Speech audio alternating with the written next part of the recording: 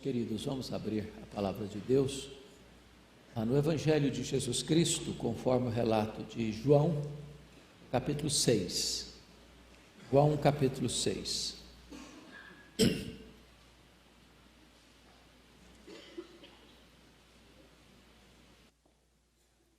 Faremos a leitura a partir do versículo 35. Até o versículo 48. 35 a 48. Está escrito o seguinte: declarou-lhes, pois, Jesus: eu sou o pão da vida. O que vem a mim jamais terá fome, e o que crê em mim jamais terá sede. Porém, eu já vos disse que, embora me tenhais visto, não credes. Todo aquele que o meu Pai me dá, esse virá a mim. E o que vem a mim, de modo nenhum o lançarei fora. Porque eu desci do céu não para fazer a minha própria vontade, e sim a vontade daquele que me enviou. E a vontade de quem me enviou é esta: que nenhum eu perca de todos os que me deu. Pelo contrário, eu o ressuscitarei no último dia. De fato, a vontade de meu Pai é que todo o que vir o Filho e nele crer tenha a vida eterna, e eu o ressuscitarei no último dia. Murmuravam, pois, dele os judeus, porque dissera: eu sou o pão que desceu do céu. E diziam: não é este Jesus, o filho de José? Acaso não lhe conhecemos o pai e a mãe? Como, pois, agora diz: desci do céu? Respondeu-lhes Jesus: não murmureis entre vós. Ninguém pode vir a mim se o Pai que me enviou não o trouxer, e eu o ressuscitarei no último dia. Está escrito nos profetas: e serão todos ensinados por Deus. Portanto, todo aquele que da parte do Pai tem ouvido e aprendido, esse vem a mim. Não que alguém tenha visto o Pai, salvo aquele que vem de Deus. Este o tem visto. Em verdade vos digo: quem crê em mim tem a vida eterna. Eu sou o pão da vida. Amém.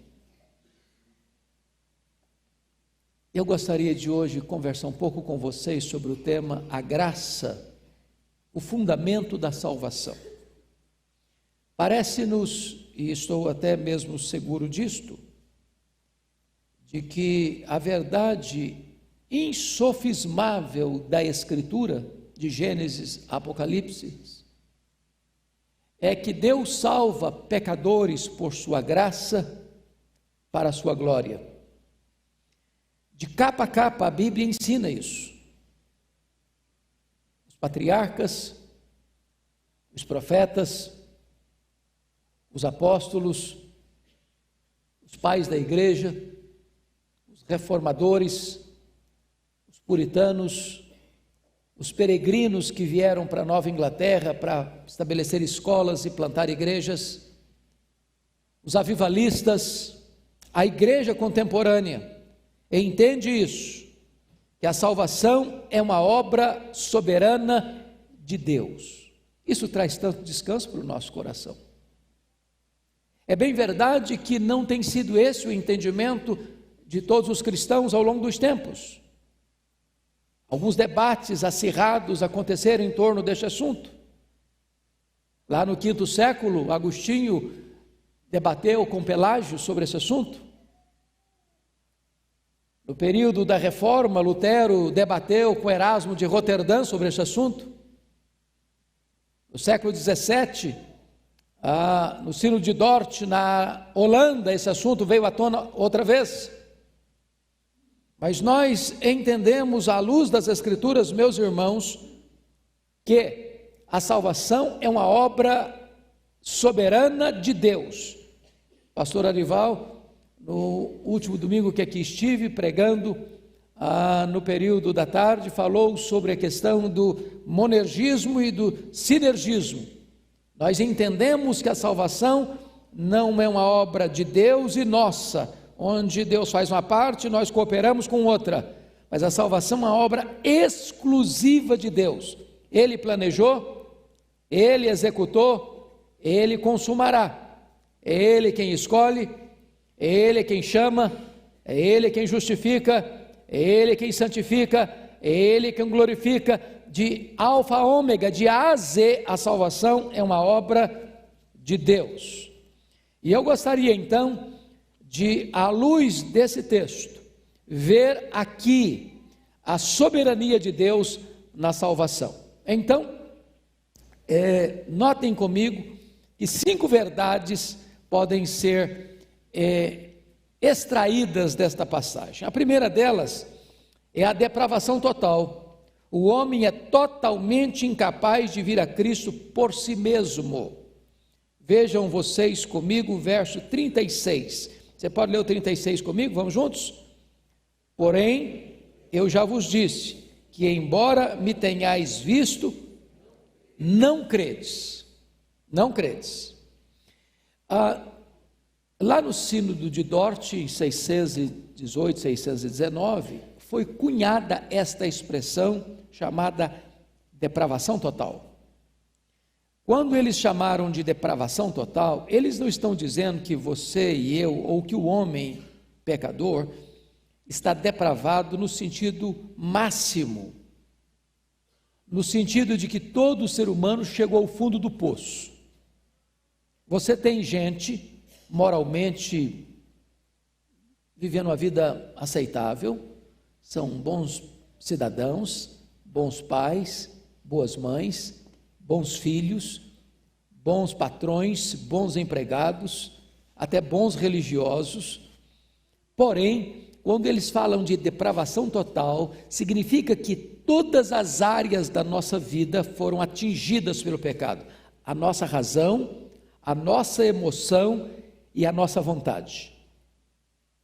Em outras palavras, o pecado afetou plenamente e amplamente toda a nossa vida. A queda dos nossos primeiros pais não foi um pequeno arranhão.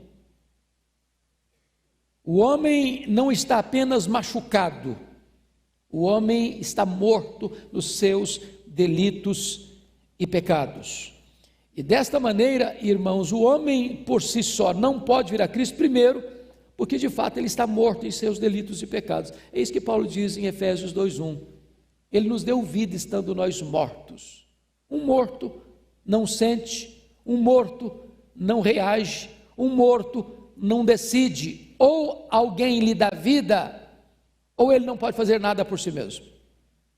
Esta é a realidade de todo ser humano. Ou Deus age na sua vida soberanamente, milagrosamente, dando vida a ele, ou ele jamais por si mesmo pode ser salvo. Veja comigo o versículo 44 do texto lido. Você pode ler comigo? 6:44, vamos juntos? Ninguém pode vir a mim se o Pai que me enviou não o trouxer, e eu ressuscitarei no último dia. Ou seja, a impossibilidade humana é total. Ninguém. Jesus foi claro, categórico. Ninguém, nem este, nem aquele outro, pode vir a Cristo, a não ser que o Pai opere esse milagre na vida dele. Mas, em segundo lugar, o homem não pode escolher a salvação, porque a Bíblia diz que ele está cego espiritualmente. Segundo Coríntios 4:4 diz que o diabo cegou o entendimento, não foram os olhos, o entendimento. Meus irmãos, é impressionante isso. Pessoas cultas, pessoas ilustradas, pessoas com a capacidade intelectual gigantesca, capaz de decifrar os grandes mistérios da ciência, é incapaz de ver um palmo na frente do seu nariz do ponto de vista espiritual. O entendimento foi cegado.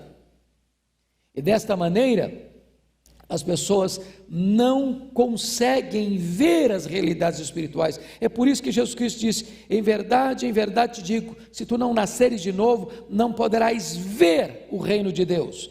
A não ser que haja um novo nascimento, o homem não pode sequer ver as coisas espirituais, porque para elas ele está cego. Mas em terceiro lugar, o homem não pode escolher a salvação porque ele é escravo do mundo, da carne e do diabo. Esta é a expressão lá de Efésios capítulo 2. O homem anda segundo o curso deste mundo, segundo o príncipe da potestade do ar, fazendo a vontade da carne e dos pensamentos. E por natureza o homem é filho da ira. Em outras palavras, ele está dominado, ele está controlado, ele está escravizado, ele está completamente impotente. O homem está na potestade de Satanás, o homem está no império das trevas, o homem está na casa do valente. E a não ser que Deus opere um milagre arrancando-o soberanamente lá, o homem por si mesmo não pode produzir a sua própria salvação. Ele está cego espiritualmente, ele está alienado espiritualmente, ele está morto espiritualmente, ele é incapaz espiritualmente, ele é escravo espiritual, ele está surdo para as verdades espirituais, ele não pode por si mesmo vir a Cristo. Isso os nossos irmãos do passado chamaram de depravação total. Mas a segunda verdade que esse texto nos ensina é a eleição incondicional. Veja comigo, por favor, versículo 37, a parte A, está escrito assim: todo aquele que meu Pai me dá. Preste atenção nisso. Você e eu somos um presente do Deus Pai ao Deus Filho. Nós chamamos isso, na linguagem bíblica, de eleição. Eleição. Em outras palavras, quem escolhe quem do ponto de vista da salvação? O homem escolhe Deus ou Deus escolhe o homem? O que a Escritura nos ensina é que não somos nós quem escolhemos a Deus, mas foi Deus quem nos escolheu. Jesus Cristo disse isso claramente em João 15,16: não fostes vós que me escolhestes a mim, pelo contrário, eu vos escolhi a vós outros e vos designei para que vades e deis frutos. Lá em Atos 13:48 está claro também isso: todos quantos foram destinados para a vida eterna creram. Em outras palavras, você não é eleito por Deus ao crer em Jesus. Porque você foi eleito por Deus, você crê em Jesus. A eleição precede a fé. A fé é consequência da escolha divina.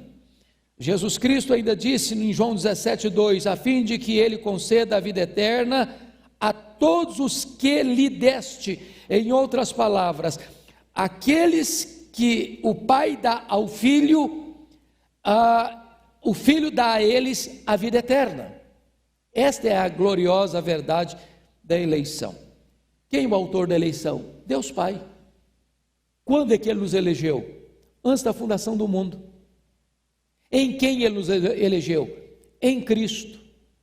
Com que propósito Ele nos elegeu? Para sermos santos e irrepreensíveis perante Ele em amor.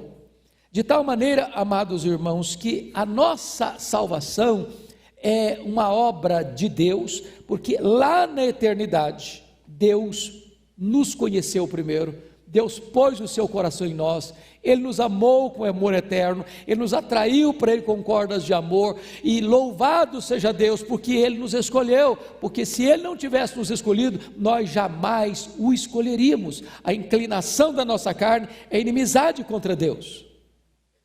Bom, é preciso entender agora uma terceira verdade, e a terceira verdade desse texto é a expiação limitada. A morte de Cristo foi para nos salvar e não apenas para possibilitar nossa salvação. Veja comigo, por favor, versículo 37 novamente. Todo aquele que o meu Pai me dá, esse virá a mim. E o que vem a mim, de modo nenhum, lançarei fora. Olha o verso 40. De fato, a vontade de meu Pai é que todo homem que vir o Filho e nele crer tenha vida eterna, e eu o ressuscitarei no último dia.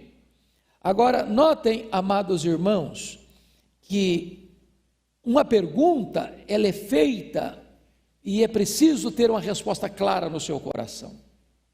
E a pergunta é esta: Cristo morreu na cruz apenas para possibilitar a minha salvação, ou Cristo morreu na cruz para efetivamente me salvar?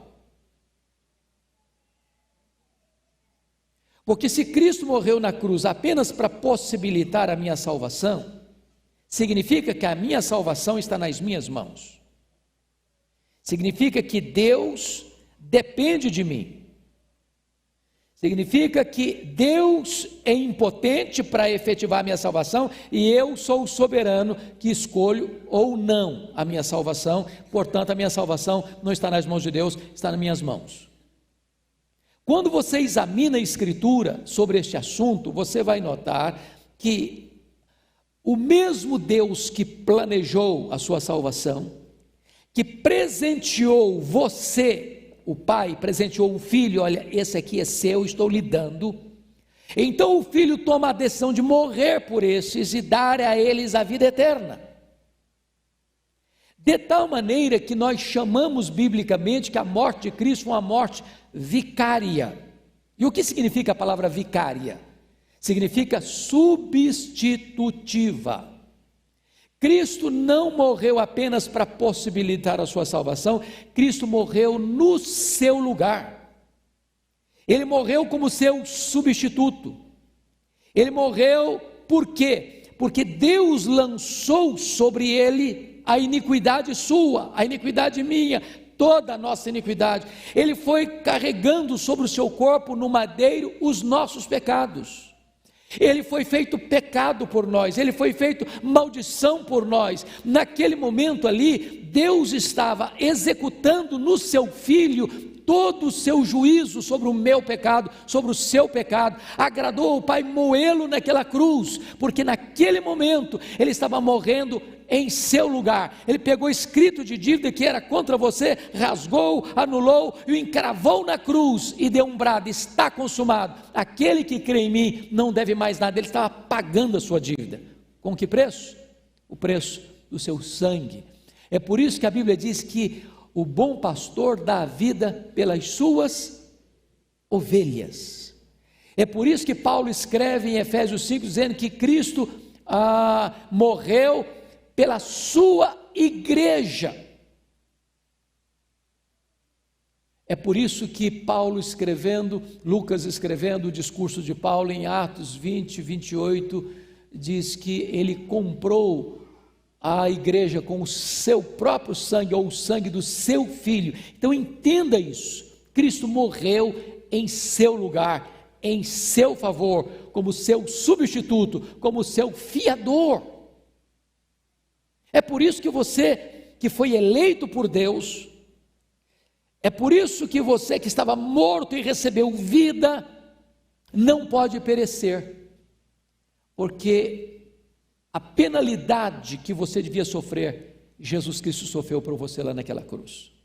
É por isso que Paulo chega a dizer em Romanos 8:1, já nenhuma condenação há mais para aqueles que estão em Cristo Jesus, nosso Senhor. Meus amados irmãos, é tão glorioso entender isso, porque a Escritura é muito clara em nos informar isso. Cristo morreu pelos nossos pecados, segundo as Escrituras. Aquele que não conheceu o pecado, ele foi feito pecado por nós, para que nele nós fôssemos feitos justiça de Deus. No momento em que você entende que Cristo morreu por você, em seu lugar, e que Deus puniu nele o seu pecado, aplicou nele o golpe da lei que devia cair sobre você, então isso traz um descanso para a sua alma, um descanso para a sua alma. Então vamos entender uma quarta verdade nesse texto. Primeiro, depravação total. Segundo, eleição incondicional. Terceiro, expiação limitada às ovelhas, à igreja. Quarto, graça irresistível. Olha comigo o versículo 37 de novo. Vamos ler novamente o 37. Vamos lá? Todo aquele que o Pai me dá, esse virá a mim. Então só pega aqui. Quantos que o Pai dá que vem a Cristo? Todo. Em outras palavras, esse projeto não pode ser frustrado no meio do caminho. O Pai escolhe, Cristo morre, o Pai chama. Todo que o Pai me dá, esse virá a mim. Isso significa que o chamado é eficaz, que a vocação é irresistível. Mas como assim? Jesus Cristo disse assim: eu conheço as minhas ovelhas, eu dou a elas a vida eterna. As minhas ovelhas ouvem a minha voz e me seguem. Eu dou a elas a vida eterna, e ninguém as arrebatará das minhas mãos. Lá na oração sacerdotal, Jesus diz: eu agora intercedo por aqueles que ainda hão de crer em mim. É claro, Jesus estava orando pelos discípulos no cenáculo, e agora ele estava orando por você e por mim, por todos aqueles que haveriam de crer nele, ou seja, pela sua igreja. E aí você percebe o seguinte: um dia você ouviu o Evangelho. Se eu pudesse ouvir cada um aqui, cada um teria sua própria experiência para contar. Como é que foi a sua conversão? Alguns nasceram num berço cristão e sempre cresceram debaixo dessa instrução, talvez nem saiba identificar qual foi o dia exato. Outros sabem o dia, a hora, o local. Estava ouvindo um sermão, estava ouvindo uma música, um hino, estava lendo um folheto, assistindo um programa de televisão, programa cristão, lendo um livro, numa conversa pessoal com alguém. Nesse momento, você que era ovelha de Cristo, as minhas ovelhas ouvem a minha voz, me seguem, o Espírito Santo foi lá, tirou o tampão dos seus ouvidos, o Espírito Santo foi lá e tirou a venda dos seus olhos, o Espírito Santo foi lá e pegou o seu coração de pedra, transformou e tirou e deu para você um coração de carne. O Espírito Santo foi lá e mudou as disposições íntimas da sua alma, e você que estava morto, agora você recebeu nova vida, você foi ressuscitado espiritualmente. Você que estava perdido foi achado. Você que estava na casa do valente foi tirado de lá. Você que estava no império das trevas foi arrancado para o reino da luz. Você que estava na casa do valente, Jesus chegou lá, amarrou o valente, tirou a armadura dele e tirou você da potestade dele, e agora você está no reino de Deus. Oh, amados irmãos, a obra da graça de Deus é perfeita, perfeita. Então, aqueles a quem Deus escolhe, por quem Cristo morre, esses são chamados e chamados eficazmente. Você pode ler o versículo 65 comigo, desse mesmo texto de João 6? Pode ler? Vamos juntos? E prosseguiu: por causa disto é que vos tenho dito, ninguém poderá vir a mim se pelo Pai não lhe for concedido. Então preste atenção nisso. Não sou eu que me entrego, é Ele que me chama. Às vezes nós usamos determinadas expressões muito engraçadas até. Por exemplo, quando eu encontrei a Cristo, a minha vida mudou. Bom, mas Jesus nunca esteve perdido para você encontrá-lo. Quem estava perdido era você. Então talvez a gente pudesse melhorar o vocabulário. Quando Cristo me encontrou, eu estava perdido. É Ele quem procura você, é Ele quem chama você, é pelo Pai que você vai a Ele, e quando Ele encontra você, Ele dá vida eterna a você. Quando você crê nele, você recebe a vida eterna. Olha o versículo 47, vamos ler o 47 comigo, vamos juntos? Em verdade vos digo, quem crê em mim, tem a vida eterna. Mas quem é que crê nele? Aquele que o Pai traz. Ninguém pode ir a ele se o Pai não trouxer. Então, isso significa uma coisa, amados irmãos: a salvação é uma obra soberana de Deus.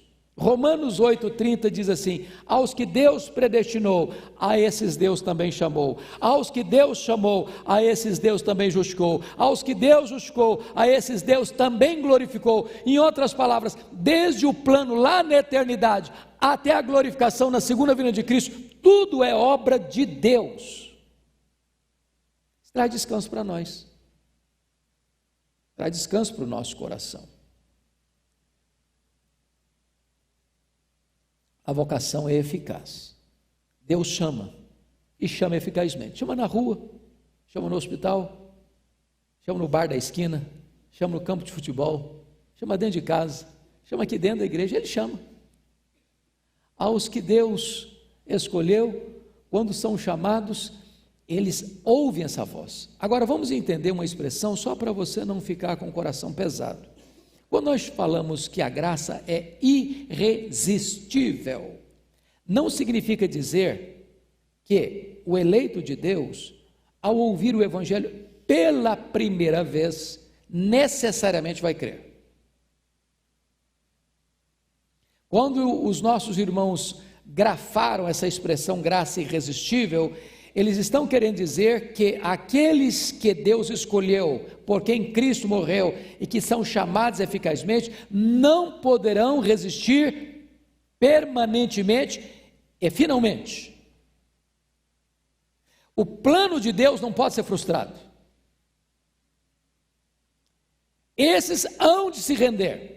Muitos na infância, outros na adolescência, outros na fase adulta, outros na velhice, outros no leito da enfermidade, mas vão se render. De tal maneira que Deus nunca vai ficar numa situação de constrangimento. Eu planejei, mas não aconteceu. Bom, então deixa eu concluir. A última verdade que esse texto nos ensina, primeiro é a depravação total. Segundo é a eleição incondicional. Terceiro é a expiação limitada. Quarto é a graça irresistível. A quinta verdade é a perseverança dos santos. Olha comigo mais uma vez o verso 37, vamos juntos? Todo aquele que o Pai me dá, esse virá a mim, e o que vem a mim, de modo nenhum o lançarei fora. O que vem a mim, o que acontece? De modo nenhum eu lançarei fora. Jesus abriu alguma exceção aqui? Não abriu. Dá uma olhadinha comigo no verso 39, vamos juntos? E a vontade de quem me enviou é esta, que nenhum eu perca de todos os que me deu. Pelo contrário, eu ressuscitarei no último dia. Verso 40, vamos juntos? De fato, a vontade de meu Pai é que todo homem que vira o Filho e nele crer, tenha a vida eterna, e eu ressuscitarei no último dia. 47, vamos de novo? Em verdade vos digo, quem crê, tem a vida eterna. Deixa eu fazer uma pergunta de língua portuguesa. Versículo 47, em verdade vos digo, quem crê, o que tem? A vida eterna. Está em que tempo esse verbo aqui tem? Está no passado? Está no futuro? Está no presente do indicativo. Por exemplo, eu tenho essa Bíblia na minha mão. Eu não tive lá ontem, eu não terei amanhã, eu tenho. Quem está dizendo isso? Jesus. Você acha que ele poderia mentir para você? Se ele está dizendo que se eu creio nele, eu tenho a vida eterna, o que é que eu tenho mesmo? A vida eterna. Ah, mas se eu fizer por onde? Não, ele não está dizendo isso. Não é mérito meu, é dádiva dele. Ele está dizendo o seguinte: se você crê, você tem, você não terá, não, você tem a vida eterna. Você tem a vida eterna. Mas às vezes nós, por nossa fraqueza ou por desconhecimento, podemos viver numa gangorra espiritual. Ah, meu Deus, estou salvo hoje, mas amanhã estou perdido. Perdi a salvação. Agora não estou mais salvo. Estava indo para o céu, agora estou indo para o inferno. Era filho de Deus, agora não sou mais. Não existe esta ideia de perder a salvação. Ninguém perde a salvação. Porque o mesmo Deus que escolheu você, por quem Cristo morreu, que chamou você, é poderoso para dar a você a graça de perseverar até o fim. A sua segurança não está nas suas mãos, está nas mãos do Senhor Jesus Cristo. É por isso que ele disse: o que vem a mim, de modo nenhum eu o lançarei fora. Jesus Cristo disse ainda, lá em João 5,24, você pode ler comigo? Só uma página para trás, 5,24, vamos juntos ler esse texto? Vamos lá? Em verdade vos digo, quem ouve a minha palavra e crê naquele que me enviou, tem a vida eterna, não entra em juízo, mas passou da morte para a vida. O que está lá em João 10? Agora avança um pouco mais, algumas páginas. João 10, 28. Pode ler comigo? Vamos juntos? Aliás, vamos ler 27 e 28. Vamos lá? As minhas ovelhas ouvem a minha voz, eu as conheço e elas me seguem. Eu lhes dou a vida eterna, jamais perecerão e ninguém as arrebatará das minhas mãos. O apóstolo Paulo, escrevendo aos Filipenses, capítulo 1, versículo 6, ele diz assim: eu estou plenamente certo de que aquele que começou boa obra em vós, há de completá-la até o dia de Cristo Jesus, nosso Senhor. Então não fique com o coração desesperado. Meu Deus, será que eu perdi a salvação? Será que eu não sou mais salvo? Não, se você creu no Senhor Jesus, você pode ter certeza, garantia de vida eterna. O apóstolo Paulo, ao concluir Romanos 8, diz assim: eu estou bem certo de que nem a morte, nem a vida, nem anjos, nem principados, nem poderes, nem altura, nem profundidade, nem qualquer outra criatura poderá nos separar do amor de Deus que está em Cristo Jesus, nosso Senhor. Você não pode nem ter uma falsa segurança. O que é uma falsa segurança? É alguém que nunca nasceu de novo, que vive na prática do pecado, que não se arrepende, que não se quebranta, e aí acha que está salvo, porque nasceu numa igreja evangélica, porque nasceu num lar evangélico, porque carrega uma Bíblia, porque é religioso, e ele acha que está salvo, e nunca esteve, porque nunca nasceu de novo. A falsa segurança da salvação é um grande problema. É por isso que no dia do juízo, muitos vão dizer: Senhor, Senhor, não fizemos muitos milagres em Teu nome, não profetizamos em Teu nome, não expulsamos demônios em Teu nome, e Ele vai dizer: nunca vos conheci, apartai-vos de mim, vós os que praticais a iniquidade. Mas se você creu no Senhor Jesus Cristo, se Ele é o Senhor da sua vida, então descanse o seu coração na graça soberana de Deus. Ele é quem salva, é Ele quem garante a segurança da sua salvação. E eu queria que nós concluíssemos esta breve meditação, irmãos, indo para Romanos capítulo 11, num tributo de adoração, de doxologia, de exaltação a este Deus que planejou, que executou e consumará a nossa salvação. Eu peço a você para ficar em pé, para a leitura desse texto. Romanos capítulo 11, versos 33 a 36. Vamos ler juntos. Vamos lá, todos nós? Ó profundidade da riqueza, tanto da sabedoria como do conhecimento de Deus! Quão insondáveis são os seus juízos, e quão inescrutáveis os seus caminhos! Quem, pois, conheceu a mente do Senhor?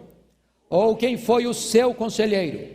Ou quem primeiro deu a ele para que ele venha a ser restituído? Porque dele, e por meio dele, e para ele são todas as coisas. A ele, pois, a glória eternamente. Amém. Enquanto você está em pé, pastor Arival ora por nós. Senhor Deus, nós nos curvamos diante da tua soberania, da tua graça, pois nós não merecemos absolutamente nada. Queremos tributar a Ti, Senhor, toda honra, toda glória, todo louvor. Se estamos salvos, é pelo Senhor. Tira do nosso coração todo o temor, todo o medo, toda a insegurança. E que nós possamos ser consolados com essas doutrinas que foram apresentadas aqui. Doutrinas emanadas das Escrituras Sagradas, os lábios de Jesus. E que a nossa fé, que o nosso coração possa descansar nisso, Senhor. Exclusivamente nisso. Somente as Escrituras Sagradas. Somente a graça, somente a fé. Somente para a Tua glória. Nós oramos em nome de Jesus. Amém.